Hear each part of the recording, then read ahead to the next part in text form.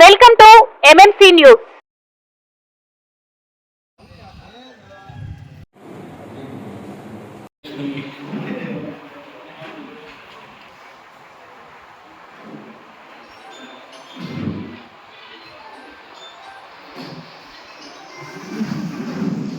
అన్న రాజేశ్వరరావు, చిన్న ప్రశ్న. మీరు ఈ అవిశ్వాస ఘట్టంలో 16 మంది సంతకాలు చేసిన వాళ్ళలో మీ పార్టీలోకి వచ్చిన ముగ్గురు కౌన్సిలర్లు ఉన్నారు. దీనికి మీరేం సమాధానం చెప్తారు? మా పార్టీ ముగ్గురు కౌన్సిలర్లు ఉన్నారు. మాకేం కావాలా? మా పార్టీ కౌన్సిలర్కి ఏం కావాలా?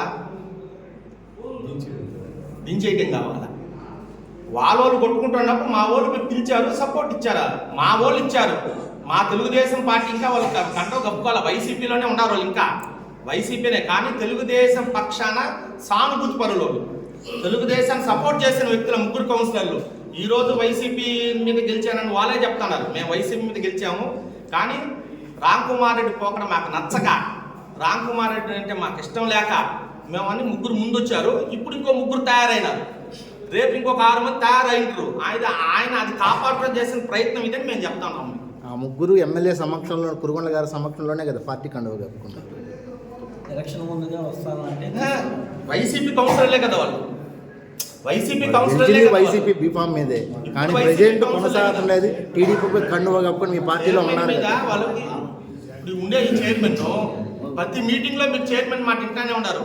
చైర్మన్ బావ పెత్తనం ఏంది, చైర్మన్ బావ పెత్తనం ఏందని ఆ కూర్చుతో పోయినారు. వాళ్ళు కూడా పోలేదు మేము అంటంలా.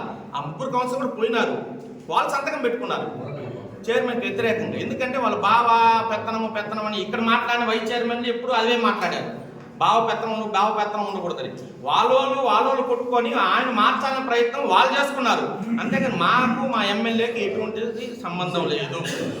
ప్రస్తుతం ఆ ముగ్గురు కౌన్సిలర్ మీ పార్టీలో ఉన్నట్లా లేనట్ల? మా పార్టీలో ఉన్నారు, కానీ వైసీపీ కౌన్సిలర్లో మా పార్టీకి వచ్చి వైసీపీ తరఫున గెలిచిన కౌన్సిలర్ పార్టీకి కౌన్సిలర్ రాజీనామా చేయలే వాళ్ళు.